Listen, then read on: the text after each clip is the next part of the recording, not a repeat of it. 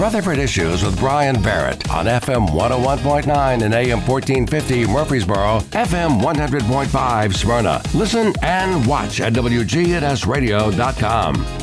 Rutherford Issues is powered by Middle Tennessee Electric, who reminds us that better communication leads to better service.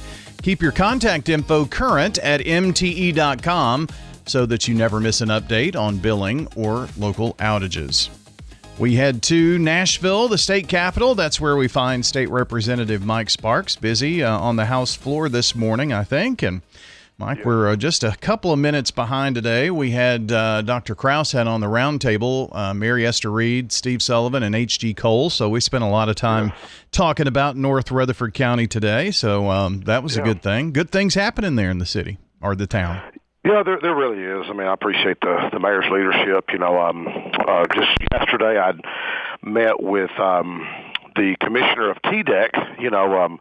I've got Mr. Charles Jones. He's 80. He's 95 years old. He grew up at Old Jefferson. In fact, we've got a tour out there February the 28th at 10 o'clock on a Saturday if folks want to come out there and tour Old Jefferson. But he acted like he'd put up $2 million if I can get the state to show some interest in developing a park. I think the mayor seems to be interested. Her family, was from out there. But I had a good meeting with the commissioner yesterday about that, and he's going to have a historian out there to listen. But, folks that may not know about Old Jefferson, the Trail of Tears come through there. The first African-American lawmaker, Samson Keeble, was born out there.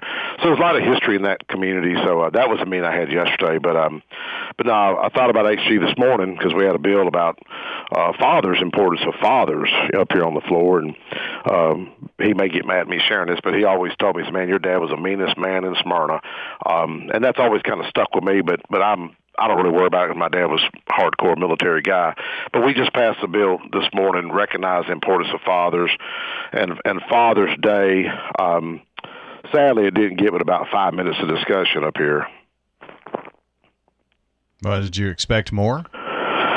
Well, this place frustrates me, to be honest with you. It really does.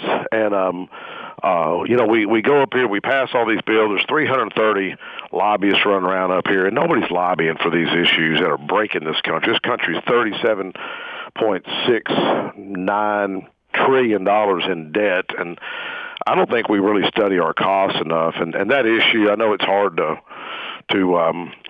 try to have, fathers being responsible. But, man, if we never address it, no wonder the problem seems to be getting worse. But the statistics are so alarming when it comes to this issue. And, to be honest, other than Representative Bolso, I kind of feel like I'm probably one of the few lawmakers that I brought it up in committee this week. We're talking about TennCare, and it was a group. They get millions of dollars from TennCare budget, and I said, all these families that you're trying to help, I think it's called Empower Tennessee or something. It's trying to help, families. And I said, well, how many of these families you're helping to try to get off TennCare from fatherless homes? And they said, 75%. And I said, does anybody try to address that? They looked at me like I had three horns growing out of my head. I said, anybody study? So they finally saw them, huh? Well, it's just getting worse and worse. I'm talking about your horns. Never mind.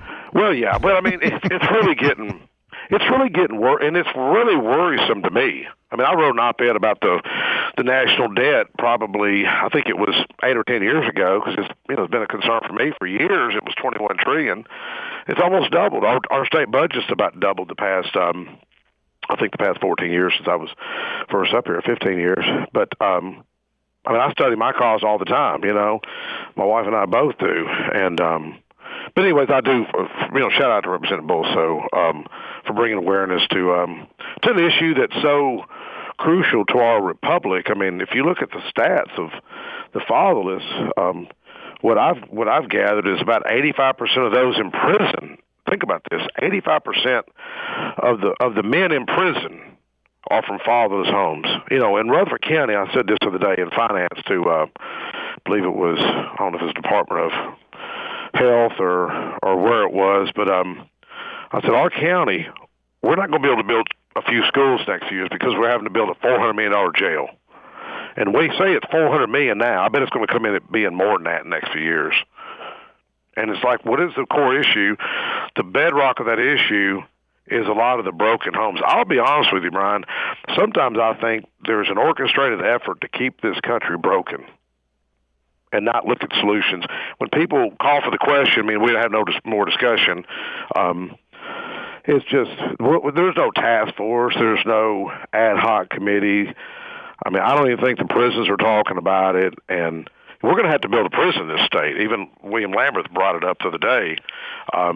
State prisons, you know, I emailed corrections the other day, and they said, well, it's kind of hard to determine right now, but it's probably $500 million to $600 million to build a new state prison. You know. But, so why does it cost? Just asking, if it's going to cost $500 to $600 million to build a prison, why is it going to cost $400 and something million to build a jail? Well, I would say the prison's going to be, a lot larger than our local jail would be. Right. I get that, but I mean, that's not. I mean, when you're talking about millions, it's not that many more millions to build a prison versus a jail. Yeah. I mean, I don't know why square footage it would cost more here than there, but it's just a discussion we've got to have, whether it's, I mean, you look at the correlation with opioid crisis that we spend millions of dollars on. I see something here in the news, got my TV pulled up, talking about safeguarding our youth, and teen suicide. I've got legislation on that, and it's not going to be earth-shattering, but I think, I had a gentleman reach out to me from Winchester. He found his own daughter hung. She hung herself in her closet. She was 14 years old, hung herself, and he found her. And they've got a nonprofit called We Live for Riv. Her name was River. Avery Kelleher is his name, and bless his heart, he's on dialysis 3 times a week. And I've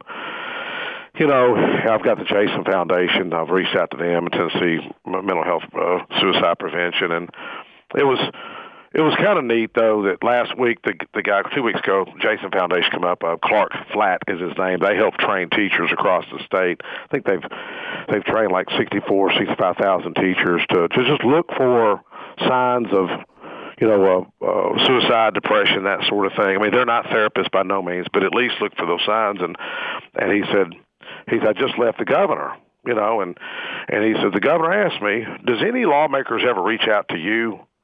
He said, well, it just so happens Mike Sparks reached out to me, and I'm on the way to his office after I leave here, leave this meeting.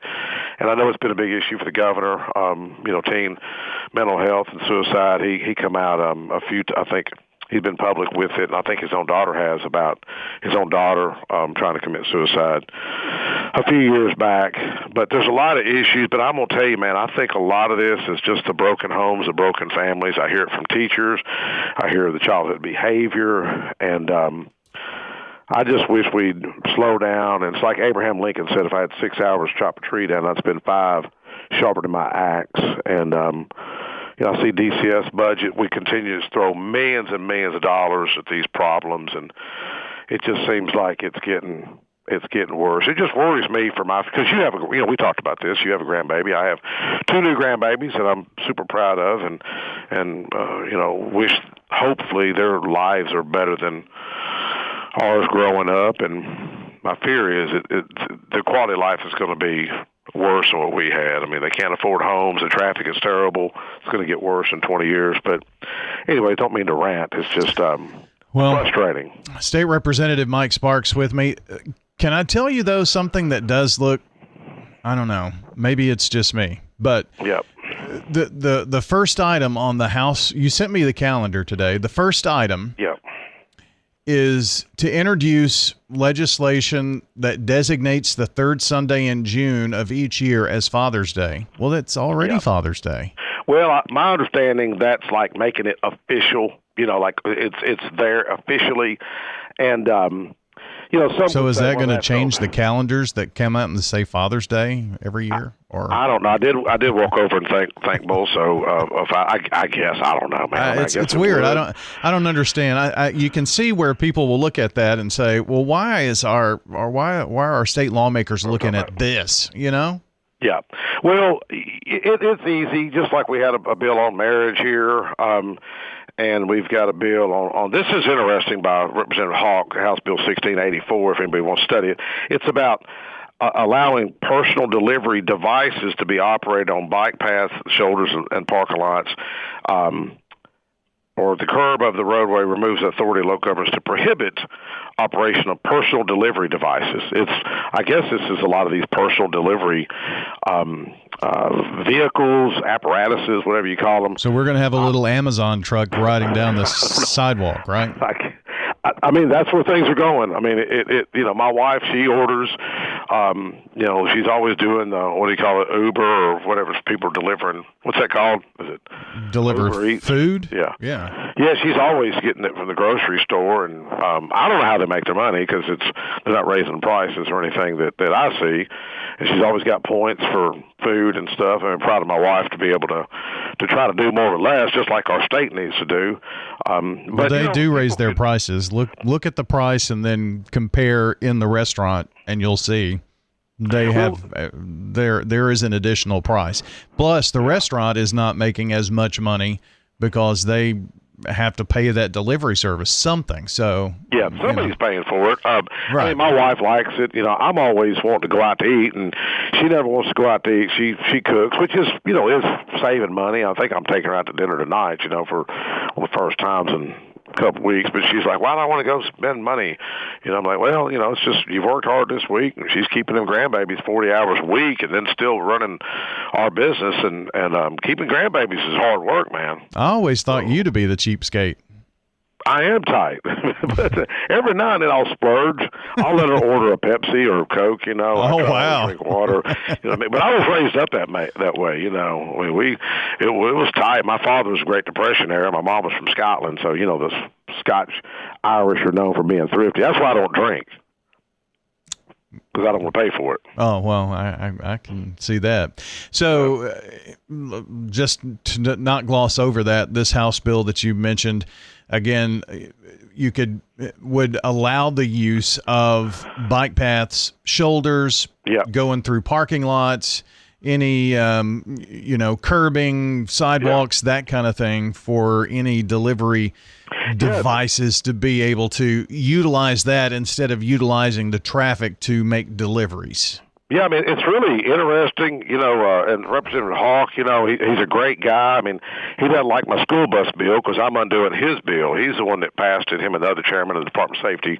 making Tennessee the most restrictive in the world to drive a school bus. My bill is taking it to 23. I passed it on our side, but then the Senate, it fell by one. But see, it goes back. I don't have a lobbyist up here running around. I'm not paying them thousands of dollars to go work these bills. I'm having to work this on my own.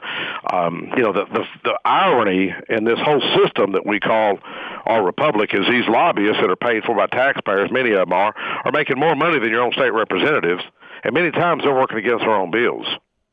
If I've got a bill trying to, like I had that bill freezing the mayor and all the top brasses pay raise, it saved $1 million to the counties. It would have saved $25 million.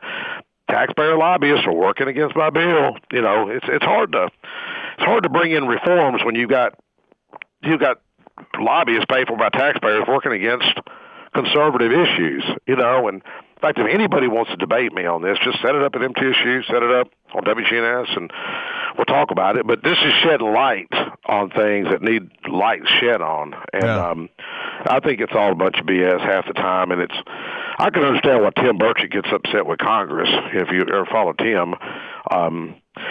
But you got to learn to work with the tools that are given up here. And I feel confident on my school bus bill, but even on, it's still an uphill challenge. I'm undoing the state of Tennessee Department of Safety's bill and both chairmen. But thank you for Tim Rudd and Robert Stevens for helping me get that bill out of committee. Well, anyway, it can be frustrating. We got just a minute or so here. I did want to make sure we brought up any news on the tax cut on fresh fruits and vegetables. It was pretty cool. We were with Department of Health, and a lawmaker behind me, Representative Rusty Grills, he mentioned fresh fruit and vegetables because we're talking about how much we spend, whether it's TennCare. Tennessee is one of the most obese states, overweight states in the nation. We're ranked 44, 45th. Our kids, 38% of them are 38 to 40% are considered overweight or obese. We got major health problems, type 2 diabetes on the rise, other health elements. But he mentioned it. He just mentioned fresh fruit and vegetables, and I got to talk about I didn't mention my bill there, but I just said to the commissioner, if we can encourage people to eat healthier and make fresh, fruits and vegetables affordable, would it offset our cost down the road? He agreed with it. My bill has it's a $90 million. It's a tax cut of $90 million, but that state doesn't like to forego $90 million. But I'll argue this bill is one of the best pieces of legislation introduced this year. It's better than the governor's scholarship bill. His bill only affects a minute proportion of 7.3 million people in our state, 40,000 students. My bill affects every person in the state, 7.3. You're not going to find a piece of legislation that can lift up 7.3 million people. But anyway, thank you for bringing it up. Well, I guess Saturday, or make that Sunday night, you'll be in the studio? Yeah, maybe? I've got Commissioner Rick Hall coming up with us, Jenny Williams, and we're going to talk about the Old Jefferson tour. And, like I was telling Roger Thomas, that Roger's really been active helping me. Mr. Charles Jones grew up out there. He has a heart for that area. He's wealthy. So I was telling the commissioner, I said, look, man, I don't have a lot of time. This guy's 95 years old. He's a philanthropist, and he cares about it. And so, it may not happen in my lifetime, but at least we're planting the seed for the what's that called, where you're planting, like Johnny Appleseed, you're planting the seeds that our great-grandkids could hopefully benefit from. So listen in, 5 o'clock Sunday night with me and Rick Hall and Jenny Williams, Roger Thomas. All right. Well, we'll give it a listen. So appreciate Thank you, it, brother. All right, Mike. We'll see you. All right. That's State Representative Mike Sparks joining us from the state capitol here this morning. And that's going to do it here for the program. Want to thank you for listening in. And we will, of course, have much more coming up here on WGNS. More news, information, all straight ahead. So be sure to hang in for that here. And I'm trying to figure out, where is this music coming from? Let's go with there. There we go. That's a little better. Don't forget, you can check the podcast if you missed any part of the program. It'll be up shortly at WGNSradio.com under podcast and Rutherford Issues, or better yet, subscribe on your favorite podcast platform so that way you never miss any of the local shows that we have right here on WGNS. That's going to do it for us today. Until next time, take care out there.